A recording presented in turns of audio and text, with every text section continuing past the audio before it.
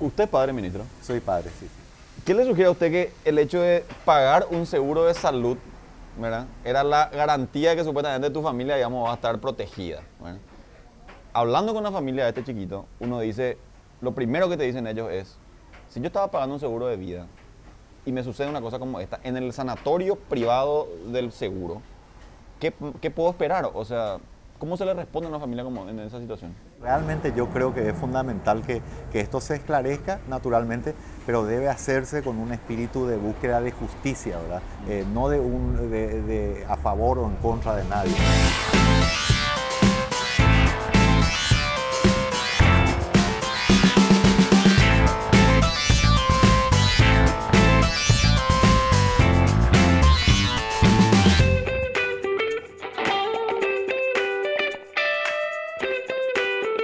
Ministro Julio Mazzoleni, muchísimas gracias por estar con nosotros. Gracias, Federico, por ¿Cómo estás? invitarme. Un gusto. ¿Te gustan los lomitos? Sí, me encanta, ¿Sí? me encanta. Buenísimo. Bueno, vamos a pedir entonces lomito árabe o sándwich. Árabe de carne. Un árabe de carne. Ah, sí, Ok. mismo. Y agua porque me dijeron que no tomaba Sí. alcohol. No, de verdad que no tomo alcohol. ¿En serio? ¿verdad? Sí, Está sí, bien, de verdad. Está bien. Acá hay bebida para todo. Hay Así que para hay todo, que... sí, sí, sí. Bueno, te puedo pedir dos lomitos árabes de carne, una pilsen y un agua para el ministro. ¿Está bien? Gracias. ¿Cómo estás, ministro? Bien, Mucho trabajo. bien. Bastante trabajo. mira. Al cerrar el primer año de gestión, el balance de cómo se puede cerrar este año. Mira, yo creo que bastante bueno, considerando que es un lugar que tiene tantos frentes y tantas dificultades, ¿verdad? Me parece que cuando uno se traza más o menos 2 o 3 líneas, que es lo que podés hacer en 5 años, y te concentras en eso, te evaluás a vos mismo sobre la base de lo que lograste en esas prioridades, ¿verdad? Y bueno, y sobre esa base yo creo que es un año bastante razonable en cuanto a resultados. Ahora, este episodio que se originó el 20 de agosto, ministro, el caso Migone, que desnudó nuevamente una falencia, digamos, en el tema de la salud privada.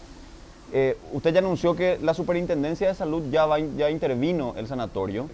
¿A qué se expone este sanatorio, ministro? Bueno, es muy variado. Primero hay que entender que es un trabajo de un ente que es autónomo dentro del ministerio. Es un poco peculiar, ¿verdad? Si bien está dentro del ministerio, incluso nosotros somos potencialmente auditables, digamos, por la Superintendencia de Salud. Entonces tiene cierta confidencialidad en su trabajo. Entonces hay un espectro bastante amplio de potenciales sanciones si se verifican. Pero también es muy importante que eso se haga con un trabajo riguroso para definir realmente lo que pasó, ¿verdad? Más allá de un suceso lamentable y muy grave, hay que deslindar la responsabilidad, pero hay que hacerlo de un modo muy profesional, ¿verdad? Esa es la idea. Así que yo estoy aguardando con mucho respeto el trabajo de la gente de superintendencia, ¿verdad? ¿Pero crees que este reporte de la superintendencia va a poder dilucidar de alguna manera lo que sucedió efectivamente ese día? Bueno, yo creo que una parte sí. Hay que entender también por otro lado que la Fiscalía está por cuerdas paralelas, que está estudiando también la responsabilidad de las personas que intervinieron en ese día. En cuanto a la superintendencia propiamente, tiene que ver todos los aspectos desde la documentación, de si está habilitado o no, los procesos, los flujos, si la entidad de la prepaga ofrece las prestaciones, que tiene que decir cómo se comportaron, si existían, digamos, los medicamentos que tenían que estar, si se procedió acorde a los protocolos.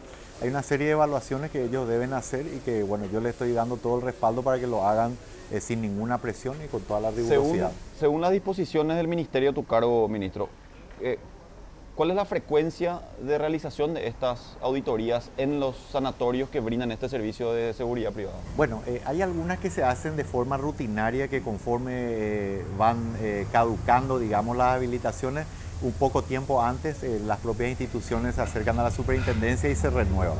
Pero ocasionalmente, ante un suceso grave como este que ocurrió, puede darse que haya otro tipo de evaluación fuera, digamos, del tiempo ordinario, ¿verdad? Así que la superintendencia está siempre dispuesta a hacer las evaluaciones que correspondan. ¿Usted pudo conversar con las autoridades de este sanatorio sabiendo de que hubo un episodio un tanto confuso ahí? Porque la familia, digamos, severamente consternada, decía, acá hubo negligencia manifiesta de parte de los médicos que han atendido a este chiquito de 2 años, ¿verdad? Y finalmente los médicos hicieron una conferencia de prensa en la que dijeron que se aplicaron todos los protocolos, digamos, pero claramente el niño murió, ¿verdad? O sea, algo mal hubo. Claro, y eso es lo que hay que dilucidar justamente, porque el tema es que, por un lado, como te decía, está la fiscalía que está involucrada en el proceso, y también cuando los médicos estamos involucrados en un desenlace que no es el mejor o un desenlace tan grave como este, lo que hay que analizar es cómo se procedió rigurosamente desde el momento de la evaluación del paciente, porque puede haber un desenlace negativo, ¿verdad? Y no necesariamente hay una responsabilidad del personal de Blanco. Entonces yo no emito juicio de valor sobre esto y de hecho he tratado de mantenerme prescindente porque yo creo que eso es saludable para esta evaluación que tiene que hacer la superintendencia. Ahora, en el caso que se debata, y nuevamente esto también surgió ahora con toda esta cuestión, que se debata una ley que reglamente y regule el negocio de la salud privada, ministro. ¿Usted estaría acompañando una normativa como esa? Sí, yo creo que es muy importante que eso suceda y de hecho un aspecto que también estamos llevando adelante que no es menor es que por primera vez, digamos, desde que está formulada la ley también, nosotros estamos culminando un proceso de concurso donde se obtiene una terna de los 3 mejores calificados de concurso para superintendente. Bueno, y eso se eleva al Poder Ejecutivo, a la presidencia, digamos, el presidente va a emitir a través de un decreto, va a designar el superintendente por primera vez. Y yo creo que una de las muchas cosas que debe abordar es precisamente eso. Pero, o sea, sin lugar a dudas se tiene que reglamentar el negocio de la... Hoy, ¿qué tipo de reglamentación tiene el...? Bueno, hay reglamentaciones básicas, ¿verdad? Pero hay muchas cuestiones que se dilucidan a través de normativas internacionales o referentes, marcos referenciales internacionales, y hay algunos vacíos ciertamente en la regulación. ¿Usted es padre, ministro? Soy padre, sí. ¿Qué le sugiere a usted que el hecho de pagar un seguro de salud, ¿verdad?, era la garantía de que supuestamente tu familia, digamos, va a estar protegida, ¿verdad?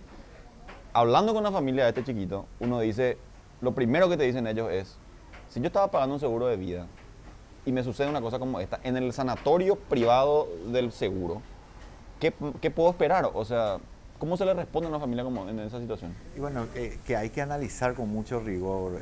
Cada caso es diferente y yo creo que por el bien también de la población paraguaya y de todas las instituciones hay que hacer un análisis que sea justo, objetivo y riguroso. Por eso, discúlpame que sea un poco reiterativo, pero realmente yo creo que es fundamental que esto se esclarezca naturalmente, pero debe hacerse con un espíritu de búsqueda de justicia, ¿verdad? No a favor o en contra de nadie, ¿verdad? ¿Qué pensás vos como médico, doctor, de que los sanatorios privados, que es, creo yo, un factor común en todos los sanatorios privados, tengan en sus unidades de urgencia a médicos en formación, que si bien algunos de ellos terminado la carrera, no están todavía en condiciones apropiadas como para poder hacerse cargo de una situación como esta, ¿verdad?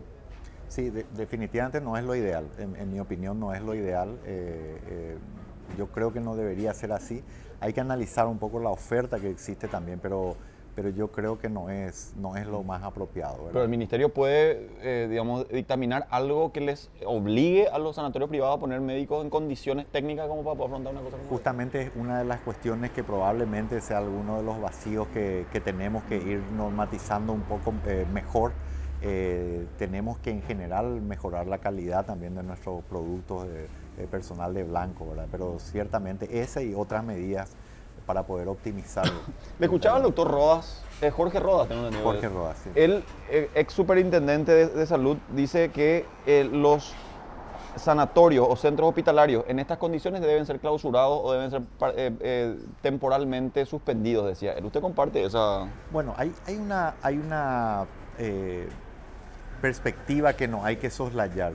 Si bien por un lado es cierto que hay muchos problemas y muchos centros, ¿verdad?, pueden no tener habilitación en todos sus aspectos, porque la habilitación es un proceso que abarca muchas cosas. Puede haber un problema, por ejemplo, documental, puede haber un problema menor de infraestructura, puede haber una cuestión de procesos o flujos que no están acordes a lo ideal, pero también hay que tener en cuenta que cerrar cerrar los hospitales, los centros de salud generarían un colapso del sistema que sería un mal aún mucho mayor, ¿verdad? ¿Dónde serían atendidas estas personas que hoy están ayudando? Entonces, yo sostengo una tesis de que esto hay que hacerlo de un modo gradual, ¿verdad? Y es precisamente lo que estamos haciendo. Claro. Bueno, te cuento, mira, yo no sé, ministro, si vos sos habitual a las lomiterías, pero hoy esta lomitería no te va a pasar desapercibida. No, va a venir, no sé si vos vivís en Sajonia, no, en San Lorenzo, donde sea, pero vas a venir hasta acá a comer este lomito. Bueno, esto es cebolla caramelizada, esta es la mayonesa de albahaca y ajo. Okay. Y esta es la mayonesa de ajo. Esta es la purete, ministro. Ah, ok. Sí. Bueno, yo me arriesgo con esa. Esta y esta es la de choclo. Las recomendadas son estas dos. Estas dos, ¿sí? Sí. Perfecto. ¿Ya le metemos ahora? Sí, métele. Acá se hace un brindis de lomito. Vamos a hacer un brindis de lomito para poder... Eso, ahí estamos. Gracias. Perfecto.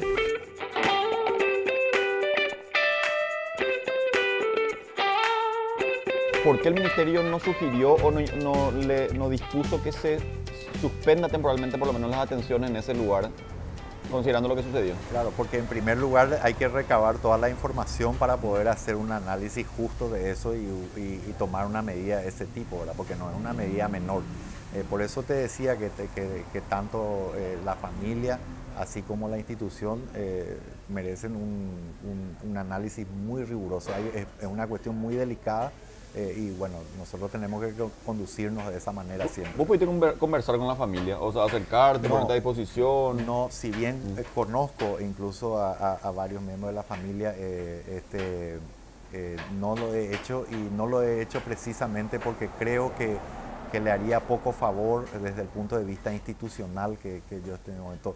Eso no quiere decir que yo no tenga empatía por la situación que sucede. De hecho, los médicos, también por los profesionales que están involucrados, porque yo finalmente soy médico, sé lo difícil que es nuestra profesión y sé cómo ciertas circunstancias, a pesar de que uno haga las cosas correctamente, pueden tener un desenlace negativo. Entonces, he tratado de mantenerme, digamos, alejado y no emitir ningún juicio de valor ni preopinión en ese sentido. Y este tema de que la superintendencia debería ser autónoma en sus funciones, porque hoy lo que ocurre es, el superintendente que usted designa es el que juzga su propia función, ¿verdad? ¿Es así? Sí.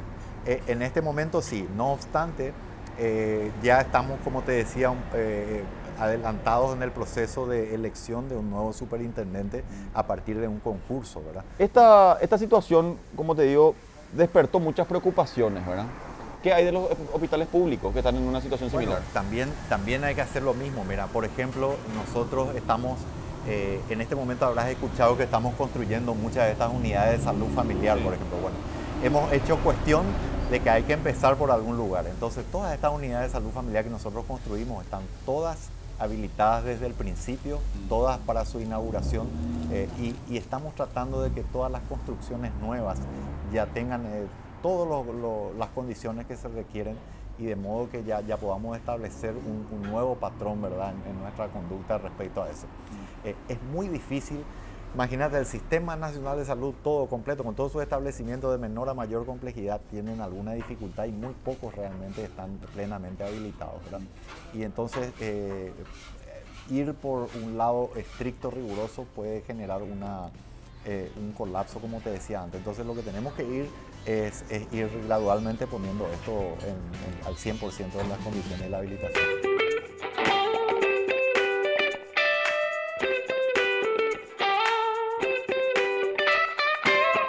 Se realizó la cumbre de poderes entre el presidente, entre los tres presidentes de los poderes del Estado, y coincidieron en que la austeridad del presupuesto, priorizando educación y salud, va a ser realmente una prioridad, según lo que decían ellos. Exacto. ¿Cómo hacer para administrar tantas necesidades, pero por otro lado decir, bueno, esto es innegociable, presidente? ¿Qué es eso innegociable? Perfecto, y justamente tenés razón, hay demasiados frentes, entonces uno tiene que enfocarse. Nuestro énfasis, como te decía, es prevención y promoción de salud. Entonces, atención primaria de salud, esa unidad de salud familiar, que es tu clínica, la clínica en tu barrio, la clínica en tu comunidad. Entonces, dotar de recursos humanos ahí, para eso estamos haciendo los concursos, prioridad, eso tiene que cerrar. Tenemos que formar los médicos de familia que van a estar ahí, esa es prioridad. Lo otro que buscamos también es los hospitales, cerrar las brechas que tenemos, también las terapias intensivas, estamos trabajando para tener más camas de terapia, pero paradójicamente hacemos todo lo posible en el área de prevención y promoción para no necesitar esas camas. La segunda línea que tiene mucho que ver con la tecnología. Pero la tecnología porque es importante para la atención de la gente. ¿Verdad? Con eso vos te atiendes más rápido, tenés tu ficha en cualquier hospital. Y las recetas salen a nombre de Federico Filártiga. Ya no es me voy 10 veces al hospital y retiro medicamentos y nadie me controla. Sale a nombre de Federico. ¿Y qué llevaste? Y si es que te fuiste varios días, hay una alarma. Esos hospitales, por ejemplo, que tienen atenciones en los pasillos, que están abarrotados, que están sucios, que están... O sea, yo supongo que antes de ser ministro vos acudías a esos centros hospitalarios y te daba una no sé qué de impotencia, ¿verdad? Sí. Ahora que tenés la potestad de poder intervenir con fuerza esos lugares, esas realidades, ¿cómo se hace eso, ministro? Bueno, ¿se está haciendo eso efectivamente? Se prioriza y se planifica, ¿verdad? Una de las cuestiones que no hay que desconocer es que necesitas un financiamiento para eso. Entonces, un gran trabajo que es invisible para el público en general es cuando vos tenés que hacer esa planificación y preparás, por ejemplo, préstamos de organismos multilaterales, pero lleva un esfuerzo enorme. A nosotros nos tomó casi más o menos 9 meses, incluso ya empezamos a trabajar antes en la transición, ¿verdad? Y uno cierra eso y dentro de esos préstamos y esa planificación está justamente la remodelación de ciertos hospitales, las urgencias, otras áreas sensibles como quirófanos, etc. ¿Qué opinás del famoso desastre Comarito? Bueno, yo entiendo, es un poco el folclore político y son campañas que se llevan y bueno, también así como existe ese tipo de campañas, como existen perfiles falsos y bueno... me refiero al desastre Comarito, pero no como una cuestión nomás inclusive de marketing político, porque claro, estoy seguro que habrá sido una jugada de sus detractores, de su propio partido inclusive, ¿verdad? Pero como una bandera de la que se apropió la gente, ministro, porque es como que esa imagen ya se instaló y es muy difícil de revertir, ¿verdad? Claro. Y sobre todo estamos hablando del primer año de gestión del presidente, o sea, ¿no? Mira, es muy difícil para mí porque naturalmente yo tengo un sesgo, ¿verdad? Conociéndolo. Yo considero que es injusto realmente, y te digo sobre la base de que me parece que cuando estemos un poco alejados de esta turbulencia y podamos mirar los números desapasionadamente, quizás podamos tener un juicio mucho más válido, ¿verdad? En todos los terrenos. Una de las cosas que me llamó mucho la atención, una especie de incoherencia que se da dentro del gobierno de Mario Abdo es cómo se enfoca una cuestión muy sensible que es la cuestión de la educación sexual. Te escuchaba yo en varias oportunidades de hablar de que esta discusión se tiene que instalar con un enfoque de sanidad pública y que se tiene que instalar sobre todo con una especie de rigurosidad y de hacerse cargo de la situación, ¿verdad? Me pareció muy oportuna esa mirada versus la mirada que tiene el ministro de Educación, ¿verdad? Que está envuelto, digamos, con todo, vinculado con todas estas instituciones religiosas, evangélicas, que restringen. Él sentado en esta mesa, él habló de que la cuestión de la educación sexual debe ser solamente una atribución de la familia y que las escuelas tienen muy poco que complementar en ese rol, ¿verdad?, pedagógico de orientar en materia sexual a los niños. Pero finalmente vos sos el que tenés que administrar la falta de conciencia, ¿verdad? O sea, si no se da esa instrucción a los niños, tu cartera es la que se tiene que hacer cargo de las madres, de las niñas madres, de las personas abusadas, etcétera, etcétera, etcétera, ¿verdad? Desde sus diferentes maneras de asistir a estas personas, ¿verdad?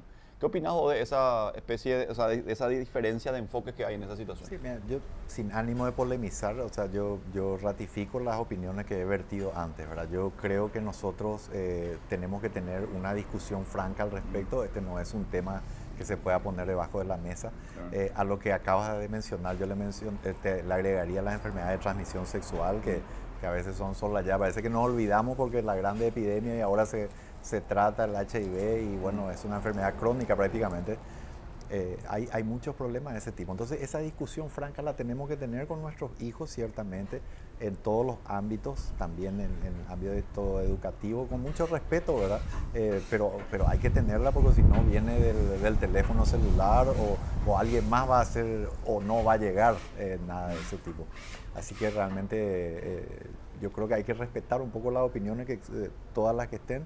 A mí me toca atender a todo el mundo, como bien decías, así que bueno, pero mi esa perspectiva incongruencia, pragmática. ministro, esa incongruencia a mí, ciudadano, me habla de una falta de conciencia gobierno. Porque si vos, digamos, te manifestás a favor de una cuestión sensible y necesaria, y hay otro colega tuyo que te dice, no, pero en realidad vamos nomás a restringirnos la familia, no sé qué, y vamos a estar recibiendo, vinculándonos con los grupos evangélicos que están interviniendo directamente en la educación pública, ¿verdad? Entonces, vos decís, no, claramente no hay un norte de cómo abordar una situación tan sensible que genera consecuencias y cifras dramáticas, ¿verdad? En diferentes categorías, digamos, ¿verdad? Sí, hay varios proyectos. Mira, a veces puede haber o no alguna diferencia, a veces esas se perciben también de afuera, alguna diferencia que quizás no existen. No obstante, mira, yo tengo muy claro, nosotros tenemos una perspectiva de salud pública, vamos a seguir abordando desde ese punto de vista. Tratamos de no emitir juicio de valor, atendemos a toda la gente y queremos educar.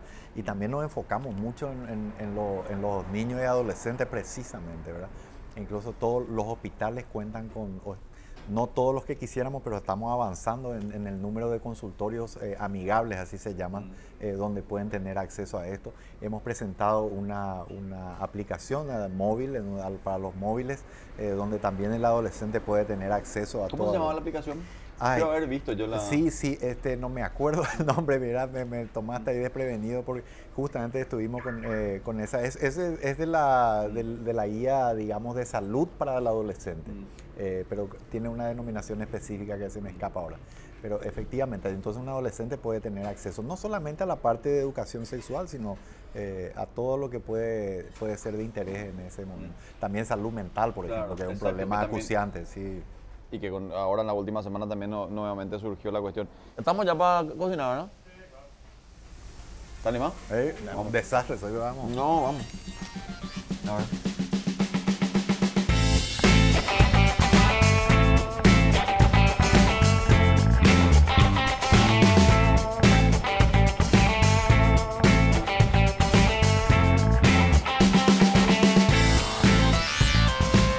La pregunta del millón, ministro. ¿Especialista en romper los huevos o te rompen los huevos? Me rompen los huevos. ¿Te rompen los huevos? No, bien, esto es nuevo. Esto nunca pasó. Nadie hizo nunca esto. pasó. No.